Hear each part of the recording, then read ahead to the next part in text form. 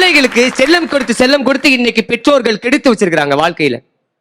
என் பிள்ளை அதை செய்வான், என் பிள்ளை இதை செய்வான், என் பிள்ளை ஒரே ஒரு பிள்ளை தான். நான் ஒரு பள்ளிக்கூடத்துல ஆசிரியருங்க. நான் ஒரு விஷயம் கேட்கிறேன், குடும்பம் தானே சாதாரணமானவர்களை எல்லாம் சாதனையாளாக்குகிறது, அப்படிதானே? அப்புறம் ஏன் 3 வகுப்பு கரெக்டா முடிஞ்சதுக்கு அப்புறம் பள்ளிக்கூடத்துல சேர்க்கிறீங்க?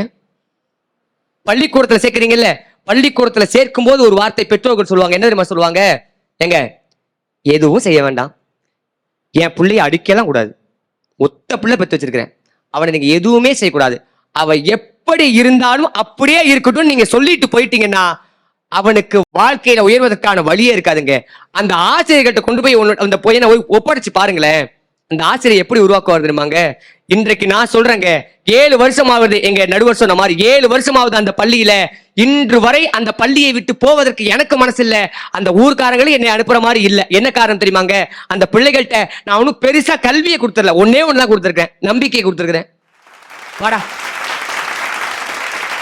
படிக்கலையா, கவலைப்படாத, உன்னால முடியும், வா.